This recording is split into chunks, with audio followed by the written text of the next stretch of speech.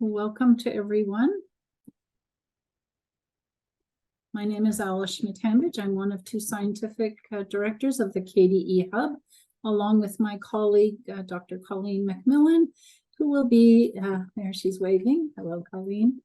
And welcome everyone today at the end of summer. Hard to believe we're there already.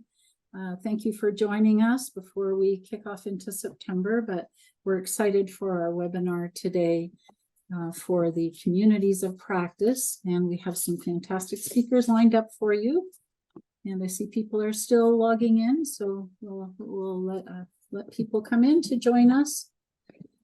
And also wanted to let you know this is an open webinar, so we have people from various projects, including the IF projects, also COVID projects, Mighty, also open to our funders. So we have lots of people here joining today.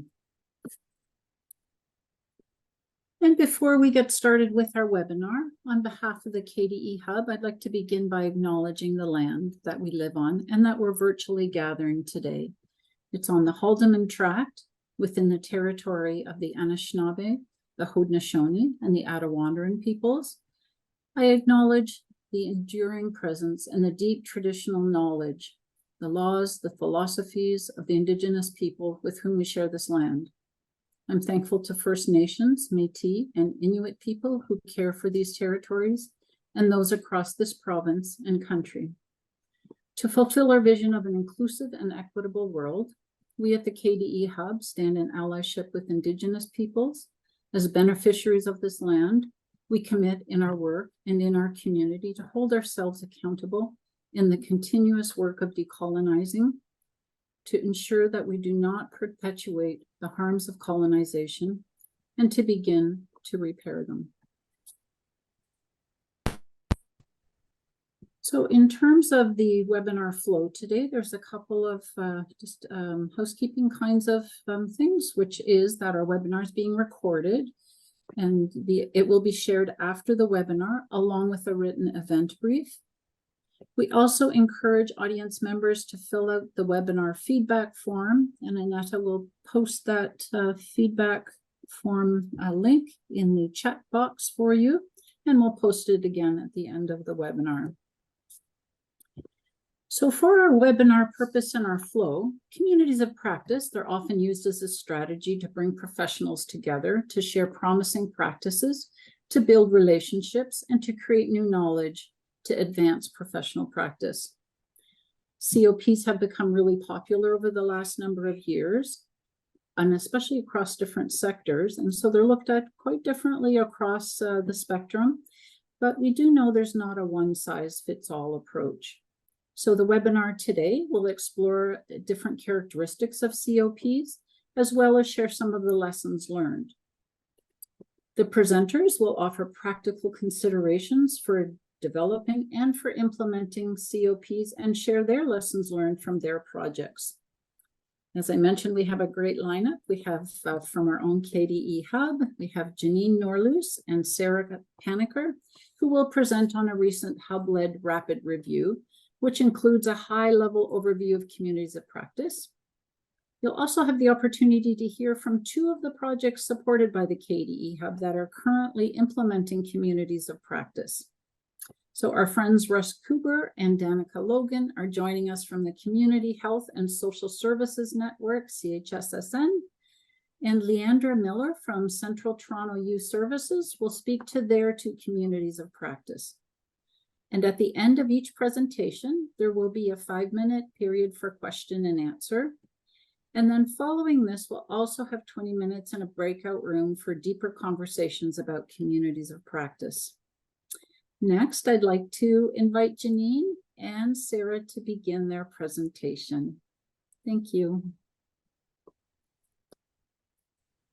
So hello, everyone. My name is Sarah. I use she, her pronouns, and I am the Knowledge Mobilization Specialist here at the KDE Hub, and along with my colleague Janine, who is an Implementation Manager. So we will be starting the webinar today with an overview of a rapid review we recently conducted on communities of practice. So just so you all know what to expect today, we will briefly discuss what led us to conducting this review, our process, our findings, some key points, and then conclude with some final thoughts and takeaways. So in the coming slides, we will discuss what a community of practice is based on the literature that was included as part of the review process. And as Alice mentioned, in recent years, organizations have invested in creating communities of practice. Though COPs have become increasingly popular, the development of COPs across different sectors has shown us that there's no one recipe fits all approach. So ultimately, when we began this review, we wanted to understand how COPs are conceptualized and to ensure that the KDE Hub remains informed about issues of greatest importance to our audiences, particularly federally funded projects we support seeking to develop and facilitate a COP. And I will pass it over to Janine. Thanks, Sarah. So how do we get this started? We started off by setting some initial parameters, which were established and refined as needed to support the development of a search strategy. This strategy was implemented using the following databases, which included CINAHL, PubMed, ERIC, and Google Scholar. So everything from business, education, healthcare, and then also a little bit more broad with Google Scholar. So in addition to peer-reviewed articles, great literature such as websites and resources were explored as well. The initial search criteria included articles published from 2017 to 2022. And we did that intentionally, wanting to make sure that the literature we were reviewing was relevant and timely. However, the publication date was sometimes refined to 2012 to 22, and the modification of these dates was made just because some of the article types that we were looking for fell outside of those dates. So if seminal information would be provided, we expanded that search.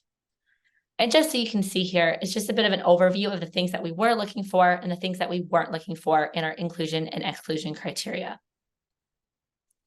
Now, in terms of the results, so we started off with an initial search using the keywords communities of practice, and this yielded over 7,000 articles across those 4 databases, which I mentioned.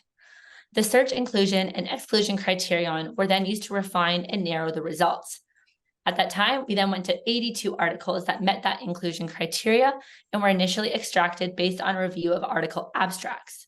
Following this, a full text review was then conducted, which resulted in the inclusion and data extraction of 56 resources. So we went from that big 7,000 down to 82, and then eventually that 56. So these resources analyzed primarily included peer-reviewed articles, but also websites and reports. In terms of the peer-reviewed articles that were examined, most of them were research studies or conceptual articles. And most of these studies used a qualitative methodological approach, primarily being interviews, followed by a mixed methods approach. So through the resources included in this review, they covered a broad range of contexts. Most of the literature focused on communities of practice within the context of healthcare, followed by business, and education. The following sections of this summary will be structured around the following themes that emerged upon analysis of the literature.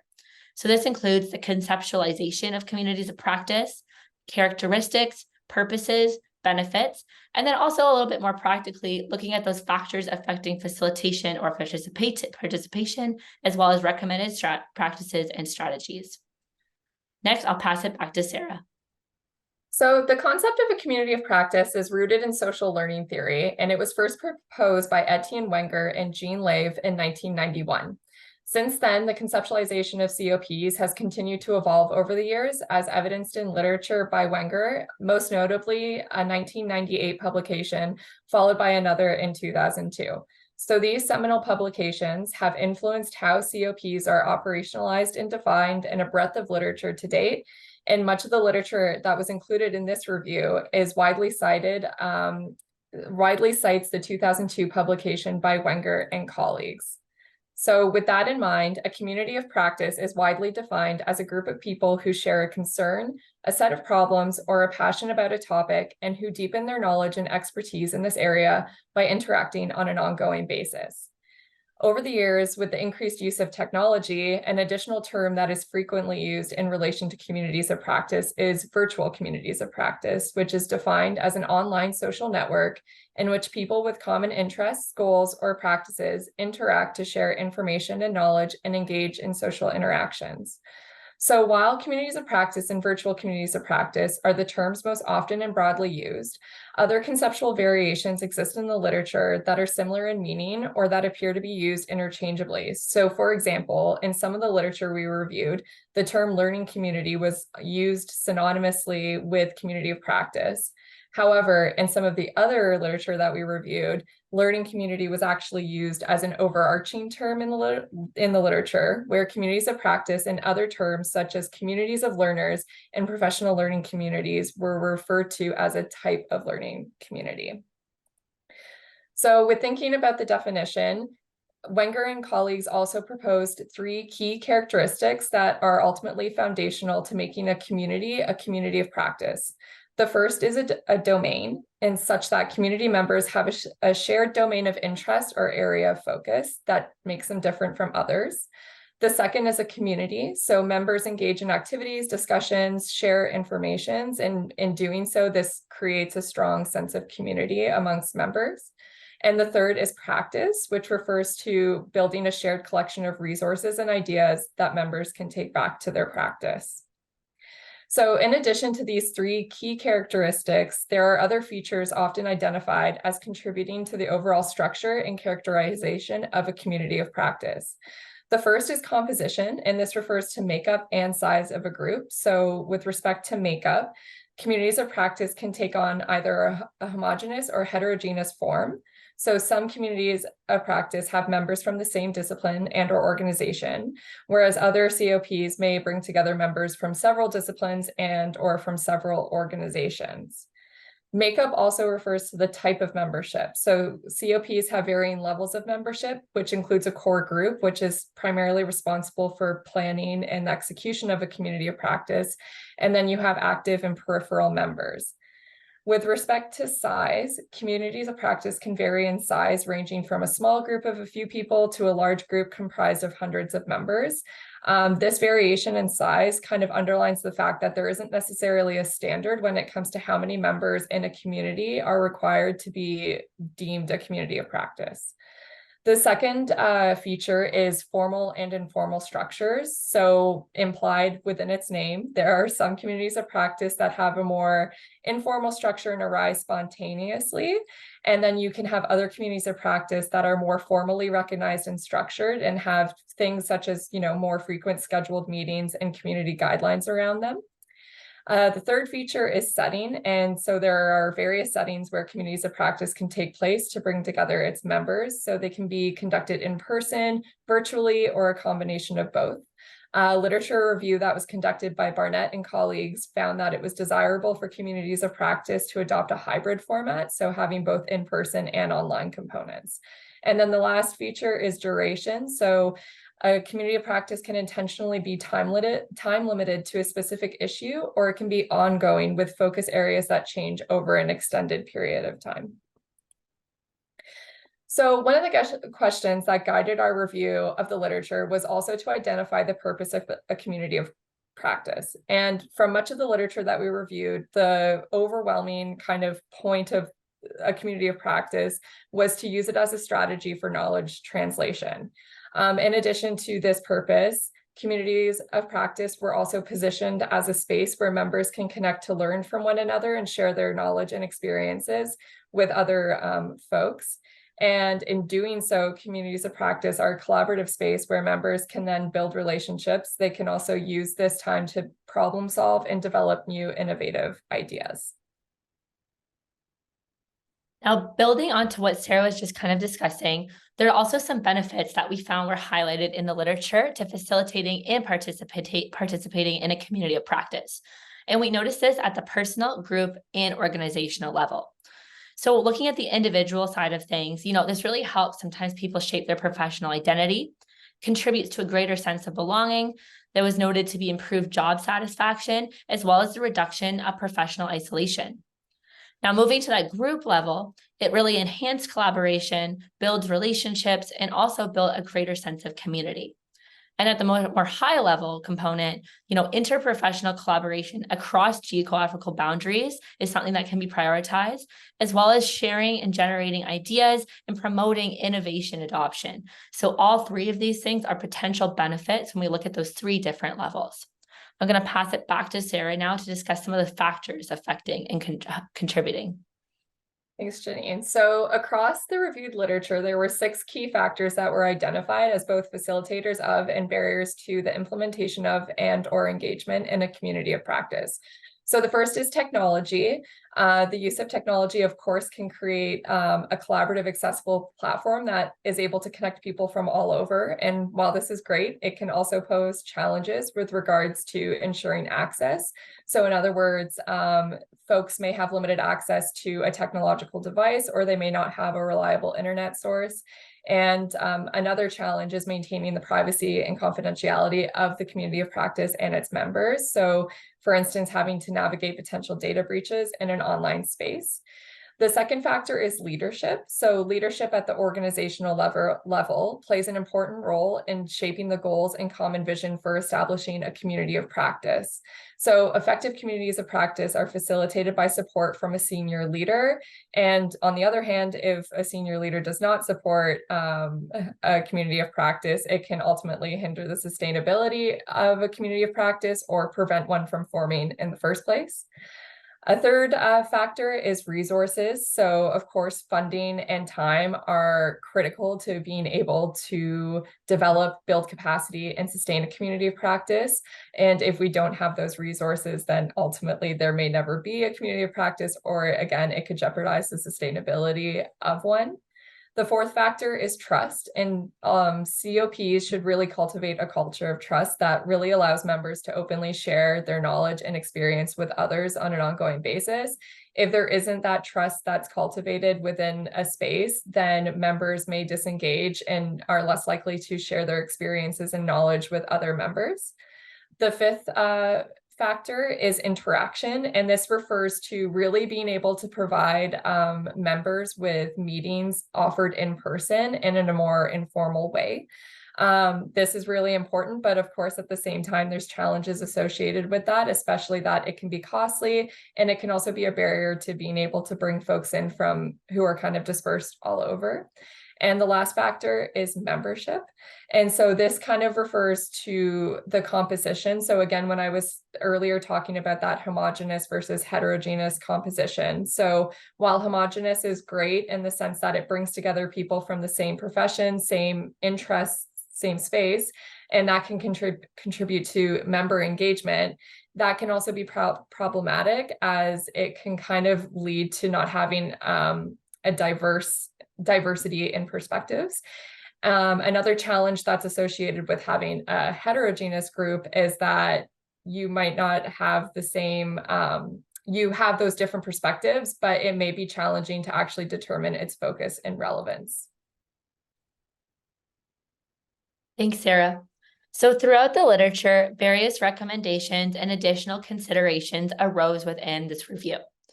So when we start looking at leadership, there's types of leadership that can include organizational leadership, coordinators, as well as core group members, and their involvement affects potential strategies. So for example, with organizational leadership, the development and sustainability of a COP requires a leader who cultivates and fosters an organizational culture that values and prioritizes COPs.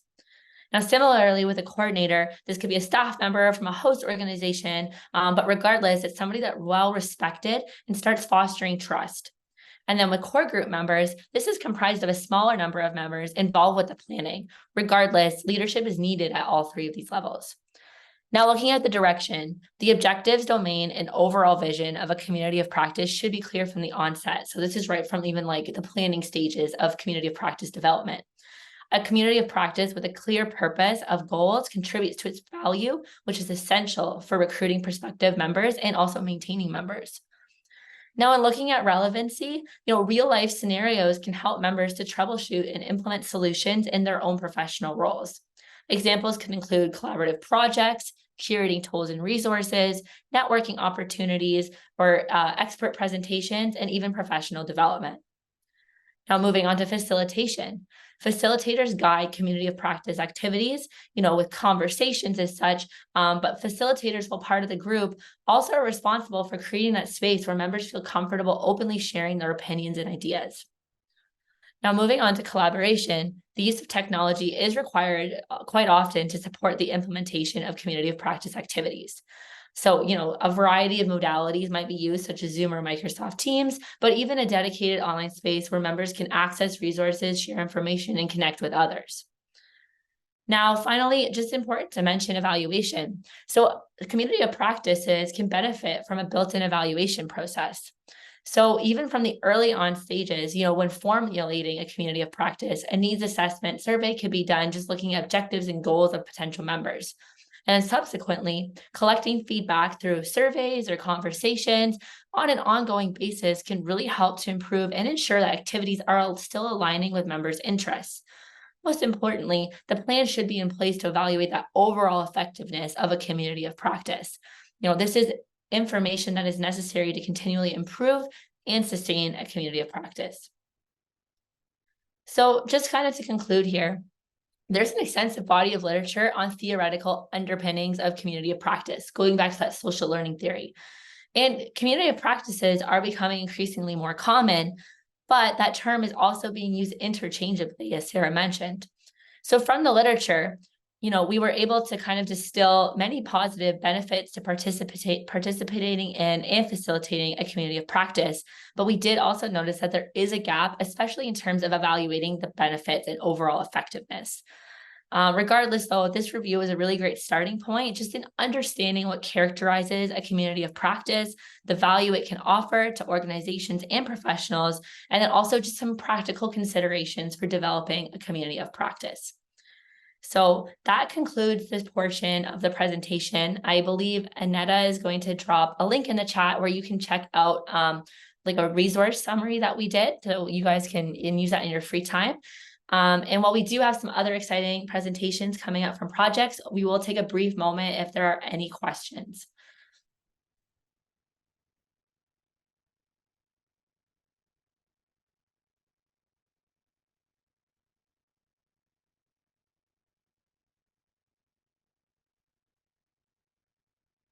Awesome. Thanks in the chat there, Heidi. And if there's no questions right now, don't worry. I know it was a lot of information all at once. Yes, the slides were sent out this morning, and they will also be available on our website afterward. Oh, and there's a question.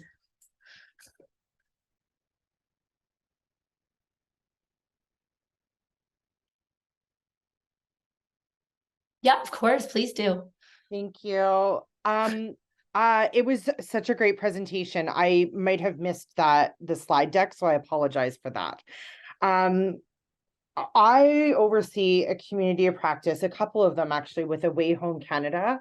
And I loved your thinking around always asking people for feedback, doing that evaluation, making sure that its purpose and cause is still important, and understanding the why that we are getting together. But one of the hurdles that I feel like I'm constantly up against is I don't get feedback. Like I will send out like 5 questions. Does this meet your needs? Stuff like that. Or we like host time together when we're on Zoom because we're all across Canada. So it's hard for us to get together all of the time. And I heard you say how important it is. So I'm going to write that down about being able to be in person sometimes.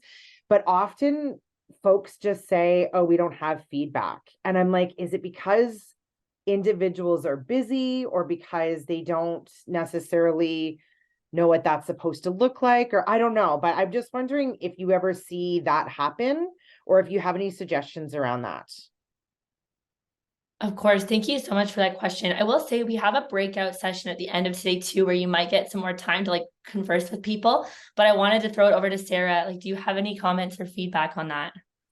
Yeah, I don't want to take up too much time just right now, because Janine said, we do have the breakout room. So that's a great question, and hold on to that because we can definitely unpack that, I think, a little bit more in the breakout room. I mean, I think that's always kind of like a constant challenge experience with collecting any sort of feedback for anything. Sometimes you have surveys or these feedback forms that you want to send out to, even within the context of a COP, but just anything really, and the response rate can be a lot lower than you would hope for. I would just say, even if it's primarily virtual, and I know there's still some tension around if wanting to keep it anonymous, but even just trying to build in time for like in real time collection of any feedback. I think like having interactive components in a space, so something like, you know, Menti, or what's it called, Mentimeter or Slido, like having these kind of built-in questions that can just pop up on someone's screen and they can answer it that way, and just really encouraging folks to maybe message privately. But I'll pause there because I don't want to take up too much time, but yeah, we'll definitely, I hope that kind of helps, but I definitely would love to talk a little bit about that more later. No, I thank you. I appreciate it. Wonderful. All right, Janine. Awesome. Okay, so moving along for the next component of our presentation, and that is when I'm going to be turning it over. So we're joined today from Project 1 of Project out of 2, the Community Health and Social Services Network. So I'll be introducing Danica Logan. So they are the project coordinator of 2 CHSSN projects. This includes the strengthening and promoting mental health of those most affected by COVID, funded through the Public Health Agency of Canada, as well as the adoption of health and social services in the English language initiative funded through Health Canada. And Danica is joined today by Russ Kuber, who is the Director of Programs for CHSSN and was involved in the design and funding application of the project and in implementing a community of practice over the past 15 years. So I'll turn it back over to Russ and Danica. All right. Well, thanks, Janine. That was great. And hello, everyone. I think, I hopefully the short presentation, you're going to see a lot of the stuff that was brought up before, but I'll try now that I've heard the presentation, I'll try and think of and talk about maybe a few things that maybe weren't mentioned that we can add to our learning. So Danica Logan is with us too. She's my colleague in crime. And Danica is going to talk at the end as a participant, from a perspective of a participant in the community of practice.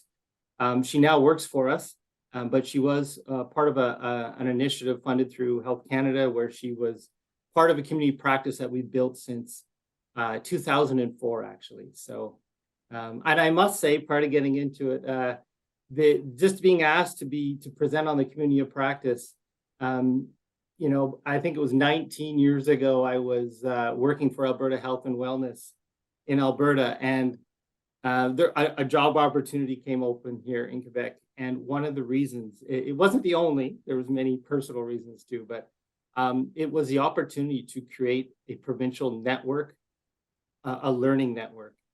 And it was so of interest to me that, it was one of the things that compelled me to move to Quebec and to take a job here at the CHN. So it's exciting for me to present to you guys. So if I jump out of my seat and get excited, that's why.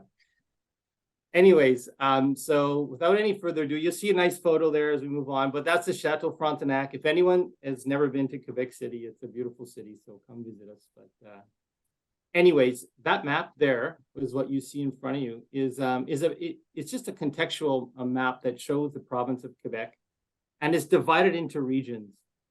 So one of the tasks that we had, and a big part of my role, was to create a learning network across the province where we could come together in the form of the community of practice. And you can see, I think many of you, we just talked, I think, I forget who talked about, working from a pan-Canadian perspective, or even if you're working right in an urban center, there is geographical distances between us all. So that's always been an issue. But sometimes also without geography, how do you connect people into a learning environment, either physically or virtually? When we first started, though, this map had 8 organizations as part of our community of practice. It's now up to 25. And this particular community of practice has been the foundation for 3 others that I'm going to talk about in a little bit, how it's spun off. It is funded through Health Canada, and we've received this funding since 2003. So I'll get into it and show you in 2 parts. One is the early years and our thinking around what a community of practice, some of our trials and tribulations around it. And then I'll move us into the last little piece and looking into the past 5 years and with all the new technologies and what more of this virtual community of practice looks like for us. All right, so let's move into the next slide. So funny enough, I think Sarah mentioned at the beginning, I have this very book right here. So by Wanger and Company, and it is the 2002 publication. And funny enough, this was part of my master's program when I graduated from the University of Calgary in the Masters of Continuing Education program. And I remember learning about the communities of practice back then, and I thought it was the craziest term. I actually thought it felt like a sport term, like I'm going to hockey practice or something. But you know, it was really around the whole thing around knowledge translation and knowledge exchange. And I must say, for me personally, this book has been extremely useful in our original design of the community of practice. And it's since it's expanded since then. But if you ever have a good read, it's a really good one. I think it was in the chat or something, or if you want to see it, yeah, it's in the document they're going to send us. So I'll just pick up on a couple things that were said earlier. You know, the top photo you see there, our first thinking was, we've all been to conferences. So if we go back 20 years ago, you know, webinars weren't really a thing that we talked about too much. You know, it was still the old conference format where you would pay your registration, you would go to a conference, and you would sit in a chair and you would listen to somebody talk up front, and you know, it was good. And then we would come back to our offices and we would talk to our colleagues, and typically many of us would say the following: the best part about it was meeting people and building a contacts and networks.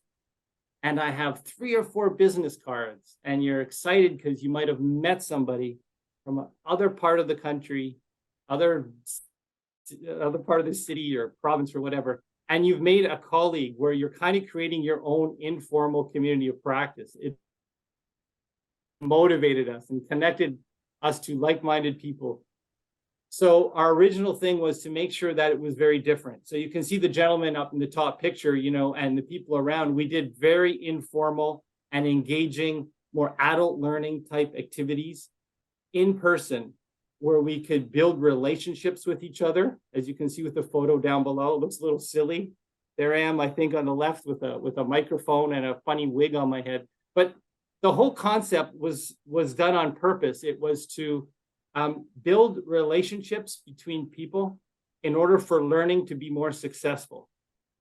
We went by the context of learning is social, and we want to learn together. And in order to do that, to break down any barriers around communication or to feel a sense of trust amongst the group, building relationships amongst each other will just enhance our community of practice experience. And so those two things were critical elements. And then I just threw that little picture of the phone in. And I don't know how you guys could imagine, you know, maybe we've all done this, right? You know, prior to the age of all the technology, you know, it also helped when we had to continue a community of practice dialogue and conversation that wasn't in person. You know, so we didn't have a virtual platform. It was the old teleconference format. And so the participation was so high. The conference call format works so well when people knew each other and had built relationships prior to coming into that. So anyways, those were kind of some of the early years. It was all based on knowledge exchange. And I'm going to take us into the next slide, and I'm going to show you now our community of practice framework about 10 years later. So let's just take a look, and we just created a very simple image for you. Now, I'm not going to go through it all, and I think we can actually, there's a link. There you go. Yeah, thanks, Anita. But what I want to show you is something that wasn't mentioned earlier on that was extremely important in the development of our community of practice. And that's up in the blue. I don't know if we could have a show of hands, but if anyone has heard of creating a credo. So a lot of times, you know, my background is in leadership development and a leadership credo. A credo are a form of beliefs and passions that we have that bind us together. That when we speak them and express them to each other, it could become extremely powerful and engaging in our motivations towards our commitment in a community of practice.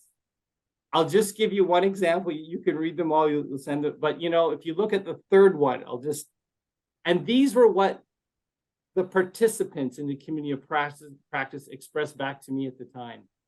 Peer relationships was extremely important. When I first started the community of practice, I hadn't overly thought of peer relationships. I kind of knew relationship development, but I was going under one objective, and that was knowledge exchange.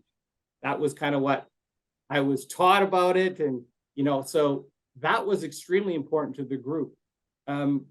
So as you can see, as we develop the Credo, you understand more what's important to people.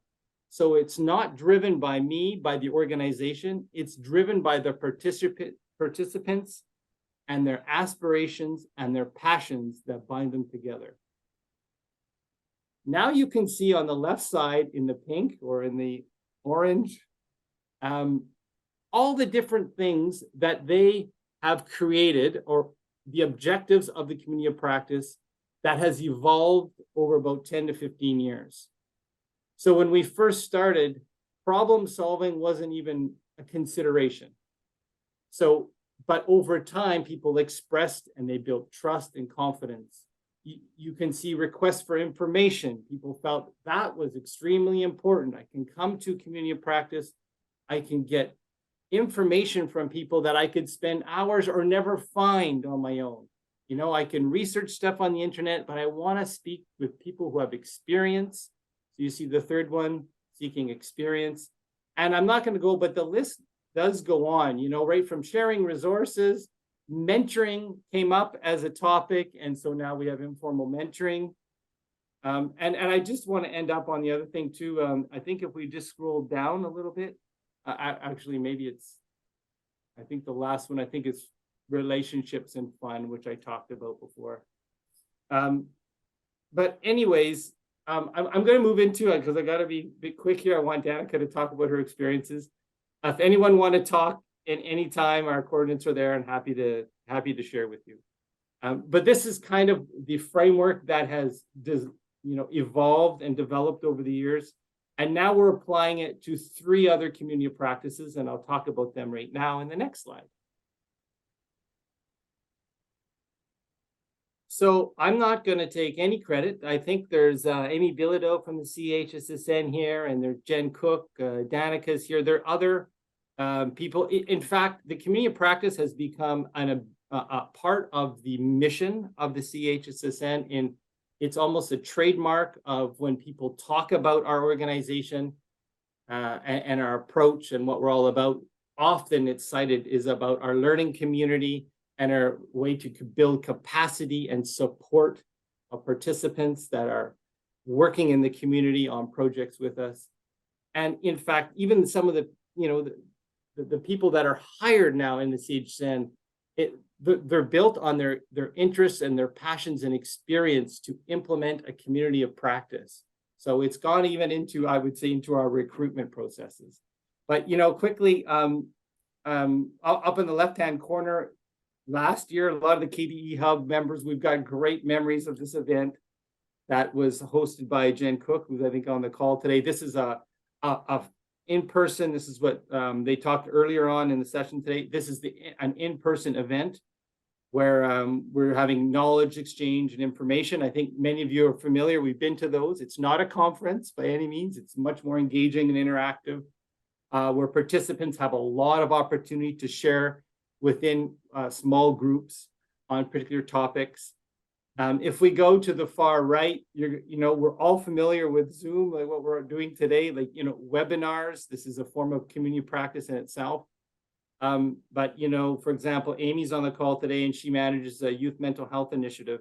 She has about 5 to 6 virtual COPs per year using the Zoom platform. And very, very successful. And of course, as you use these platforms more, you just get more comfortable in what's the best way to engage people with. So that's become a part of the community practice. So there's in-person, there's virtual support. I also want to talk about now what's in the middle. So you'll see a face Facebook group photo there. We have 3 community of practices that use a Facebook group, particularly for sharing resources. The primary aspect of that is sharing resources. There's less outcomes, there's less support and mentoring that comes in that. But for example, I think in this one, there's up to 100 people that participate and share information resources, on a weekly basis. So so we have one for a youth mental health, we have one for a seniors wellness center initiative, and we have another one for an early childhood. So we've taken various themes and topics and have worked very successfully. The one I just put the graphic facilitation, we're always, like you all, we're always trying to innovate and find different ways to capture learnings. I think one of the things too is we've been asked by participants, there's such rich discussions. On Zoom today, we can record it. So thank goodness for that. So we can record it, we can listen to it. But, back in the day when we all had our notebooks, I don't know how many people, are sitting there writing notes today or anything, but a lot, graphic facilitation, we just tried. It captures in a COP environment, people's thoughts and, anyway, so it's just an example I just wanted to share with you. And then the final photo on the right, awards and recognition. I think that was brought up a little bit, but we have introduced recognition of people and organizations that have reached milestones and have contributed significantly to the development and knowledge exchange of others in support of others. People and organizations that are so open and gracious in sharing their information and giving up their own time, receiving phone calls, where they're all busy, but they care and care about the success of others.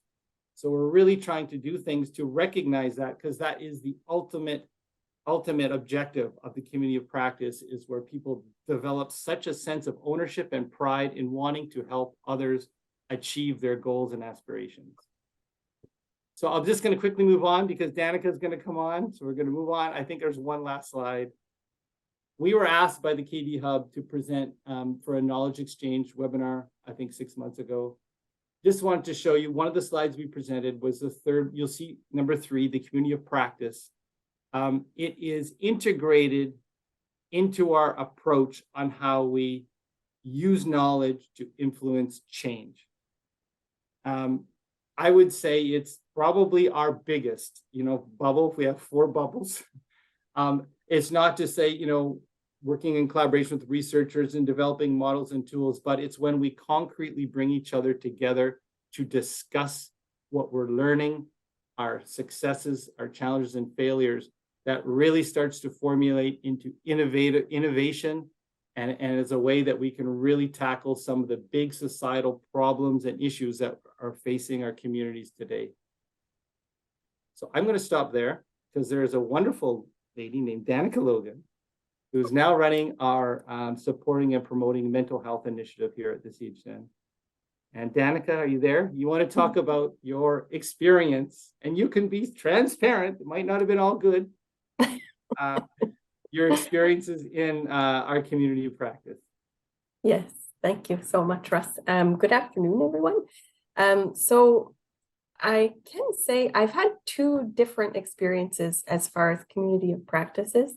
One with CHSSN and one in my former role, I guess. 2 different sectors and 2 very, very different experiences. So first, I'll speak to my experience with the CHSSN community of practice. I think when I transitioned from the public sector into the community sector, I was really struck by how welcoming of an environment it was. Like even from my first meeting, just that the host, which actually was Russ, gave me space and time to speak, very welcoming, just, wanting to learn a little bit about where I was coming from, just feeling it really increased a sense of belonging over the long term within the community. And I think that that's really important in order to increase a sense of ownership. And I think actually in the beginning, someone, I'm not sure if it was Sarah or Janine, but mentioned like that it does help to increase the longevity of a person taking part in the community when they feel like their voice is important, like what they have to say is welcomed, and also in a safe environment. So, I think it's important to allow people to share their vulnerabilities as well. That not especially working in mental health. I think that sometimes it can be very, very challenging, and sometimes it can be draining to a degree. So I think that having a space where you're able to be transparent and vulnerable with one another is really important to its success, or at least that's how I felt about it, and still do feel about it as a participant. So I think in order to create a safe space where people want to share knowledge and resources, I think that is really key. I think, as Russ mentioned, that there's a lot of generosity amongst the community members. So people who have more experience working in a particular way share their knowledge with other people who are just coming into the community, and it's really beneficial. It's very beneficial also to hear, the variety of the approaches amongst community members. So not everyone is doing exactly the same thing, and it's really a great environment to learn from one another. I can say, in contrast, the previous environment that I was in, I guess, as far as the community of practice, it was very different. There was not really the element of fun and transparency that was present, and so I think you risk to lose the element of being comfortable with one another, being comfortable to be vulnerable, and then sharing from a generous place because of that. So it also, there just wasn't as much space for the community themselves to have a voice and to say what they wanted the community of practice to consist of. And I think that that's something that I really appreciate from the approach of CHSSN, is that the voice of the people who are actually in the community is welcomed, and it guides and leads the development of the community of practice. So that's really all I wanted to share with you about my experiences. So I'll pass it back to Russ. Oh, Russ, you're on mute. I see your lips moving, but I don't hear what you're saying. Yeah, there we go.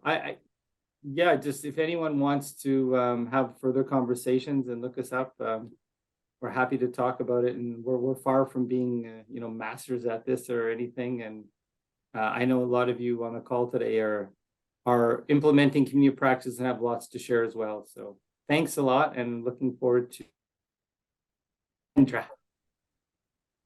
Awesome. Thank you so much, both Danica and Russ. I will pause very briefly. If anybody has a question, feel free to throw it in the chat. In the interim, just in the sake of time, we'll keep moving things along. So as our second presentation, I'm very excited to introduce Leandra Miller. So Leandra works at Central Toronto Youth Services, which is the Children's Mental Health Center in the Families in Transition Project, also known as the FIT Project. FIT is a 10-week group for parents, guardians, or any other adult who is the primary caregiver of a trans or gender nonconforming youth. FIT is part of the Public Health Agency of Canada's Mental Health Promotion Innovation Fund, and they are scaling the project across Canada. This project has 2 community of practices, which Leandra will speak about today. So if there are no questions, I'll pass it off to Leandra now. Thanks so much. Boy, I've really enjoyed everything so far. So I appreciate it so much learning I've had already. So I'm humbled to share a bit of our experience. yeah, so my name is Leandra and I use they, them pronouns. I identify as non-binary. And one of the important things to tell you is that our community of practice is really folks from our community itself. So they're either transgender or non-binary people that are doing this really important and difficult work. And so that drives a lot of why there's such a desire for people to get together and be with one another. So I also want to acknowledge that that the people who are leading our community of practice on my team, I'm just a representative. They're on vacation or otherwise they have another obligation. And so I just want to do a shout out to Jordan Zaitzow and also Lorraine Harbour, who I've borrowed a lot of this information from. So I'm happy to forward the slide. So I just wanted to tell you a bit more about FIT. So Families in Transition is a program designed to support and strengthen the relationships between youth, parents, and caregivers, and in particular in more challenging times in that young person's life. For example, when they're living in the world in a new gendered way, such as coming out as transgender or non-binary. Facilitation of the parents' caregiver group generally requires not just knowledge of group process, but also around conflict transformation, emotion regulation, even abolition kind of ways of thinking. Parents are offered a space to be honest and imperfectly human with all their fears and responses to their kids' gender journeys, and to be unknowingly and even knowingly transphobic, to acknowledge the harm that they've caused their youth because of their own fears and beliefs, and to gather tools to repair those ruptures and bolster those relationships. In creating an affirming space for parents and caregivers to show up in all their complexity, we are often awarded with their trust, which can make it possible for them to transform their behaviors to better support their youth moving forward. So having established this program at C2S, we're now in phase 2 of the funding, which can focus on the scaling across Canada for folks to run their own FIT style services. And there's 2 main buckets of work around that. One is strategic partnership building with groups, and the other is our community of practice. We really believe that there is no way for us to do this work without sharing some support with each other. So we can move on to the next slide. So why do we do a community of practice? Well, we chose to develop a community of practice because the approach that we use in this work, supporting families, is both specific and emergent. And because the work relies on different styles and types of peer relationships between prospective facilitators, between facilitators and participants. And for these reasons, we wanted to create the opportunity for FIT facilitators to come together in order to decrease isolation, provide ongoing peer mentorship and support, study emerging trends of the work, and to continue to honor and deepen the integrity of how we engage in this work. Many of us connected with FIT are also community members ourselves, meaning that we're trans or we're parents, or we see ourselves as members of the communities we serve, both maybe racially or geographically, and this adds the necessary nuance and depth to our peer support networks. You can move on to the next slide. So some of the key learnings that we've had along the way is that different approaches to the work continues and contributes to robust discussions to keep us on the learning edge. So in the community of practice, we offer modes of complex facilitation where we create non-judgmental spaces to explore differing approaches, a diversity of tactics, and multiple truths. And this style of the work makes it more nuanced, authentic, and complex, and opens up a safer discussion for the exploration of the challenging norms. We also wanted to create a space to engage peers where the work keeps evolving to make it sustainable in some way. So for many people, it's incredibly isolating. They're working with the transphobia of parents, for example, and they might be trans themselves. We really need one another, and we spend a lot of time really supporting one another so that we can kind of be reinvigorated to engage with this really difficult work. The other area that we really noticed is that if we keep facilitating and oscillating between really facilitated conversations that are topic-based, but also keep the community of practice open so that people can say, last night at group, such and such happened, and help each other problem solve, that becomes a really engaging format. If it's too much on topic, we lose people. If it's too much kind of space, just problem solving, we lose people. It's the feedback we've received is to actually get a really nice balance of those two. So the community of practice can also cultivate, some leadership from other communities. For example, 10 Oaks, which is one of our partners in Ottawa, they've really gained a lot of skill in a particular area around activism and teaching their parents how to advocate for their youth. And so they've shown the rest of us, what they've done around that. And it's been an incredibly a wonderful learning opportunity for us. And it actually has built a lot of leadership within their practice as well. So we can move on to the next slide. So I'm not going to go too depth into Tending the Roots. What it is, it's brand new for us. It's another arm of the Public Health Agency of Canada, the gender-based violence program. And the intent of it really was, we were asked by that arm of FAC to build a community of practice, because we already had a lot of work going on with the other community of practice, but more in a broad way for folks who are also queer as opposed to gender diverse. And this particular one is a little different. So if we can move to the next slide. I just want to contrast kind of some of the key differences as a way to sort of share some of your, and hopefully inspire your imagination to how you create these things. So for example, the FIT community of practice is really specific. The membership of that group are only folks who are doing FIT groups or have done our training around FIT groups, and we offer a 3-day training, and then they're invited to come to this community of practice. We do a lot of sharing with each other around the work that they've been happening really specifically to that group, where the Tending of the Roots is a much more open-ended community of practice. And our hope was that that group itself would drive their own agenda, all with the purpose, of course, of making homes safer for queer and trans youth across the country. And it's based on who's sitting at the table, what are the emergent needs that are coming forward. So when we looked at starting this particular community of practice, it was very important to us that we spend a lot of time working on shared values and norms so that we don't leave behind people. So for example, we can go to the other slide.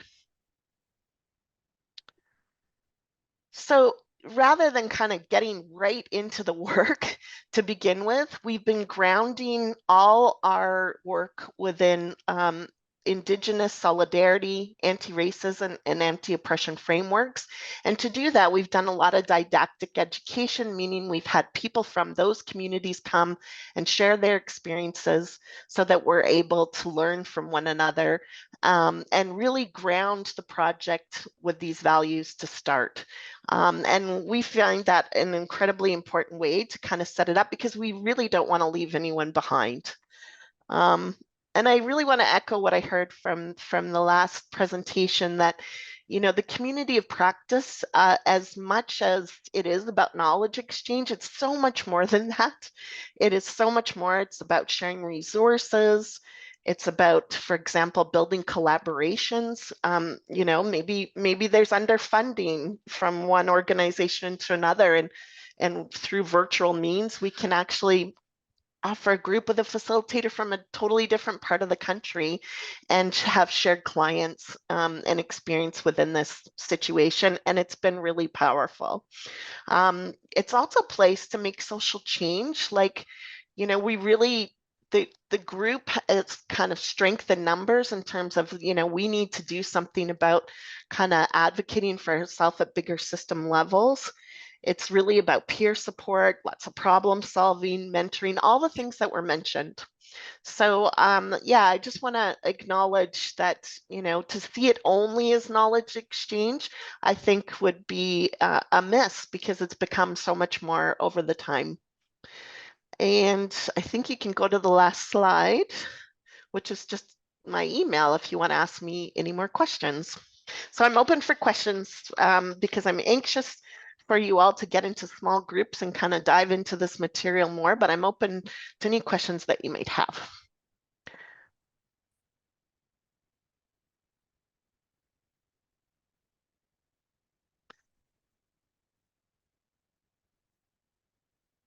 Okay, well, no worries. If you do not have a question right now, feel free to take down my email address. And there's also a link, I believe, that we can put in the chat around more about just these two projects in case you want some more resources based on what you heard today. And thanks so much. Lovely. Thank you so much, Leandra, Danica, and Russ. Those were such terrific presentations and brought so much richness to what Janine and Sarah presented from their review of literature. So thanks again very much. And, you know, even though this is not a community of practice exactly by the definitions that we found in the literature, we are here to learn from one another. And we thought it'd be great if we could get to smaller groups and discuss a little bit. So we thought we'd dedicate something like 20 minutes, 15 minutes or so for a little bit of group discussion. So we've got a few questions that you'll see on the next slide, just pertaining to what you learned in this suite of presentations, in this group of presentations. And is there anything that you heard today that you can incorporate into your work? Was there anything that surprised you, or, you know, that you have some reflections on? And what is your experience with communities of practice? Is your organization currently implementing a community of practice? Are you part of a community of practice yourself and have some thoughts about how that's going? Maybe you're in planning stages or none of the above, but we'd love to hear what your experiences and thoughts are. So I believe Janine will open breakout rooms momentarily. And you should see a join button come up. So feel free to just hit that and we'll get you to your room. And then we'll see you back here for some closing. Okay, well, welcome back. So it's time to conclude our time together, and I'm going to do so with just a few thank yous and then share some future events. So first I'll start with the thank yous.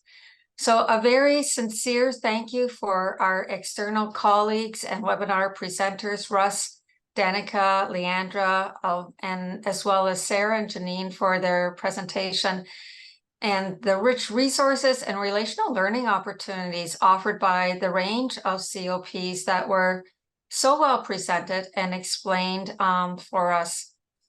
Some of the keywords that really jumped out to me were mentioned. One was connection by both Russ and Leandra, and also the whole concept about communities of practice being used as a vehicle for social action that goes beyond knowledge exchange, that was mentioned by Leandra and Danica. So simple concepts, and yet they're so powerful of what a community of practice can offer.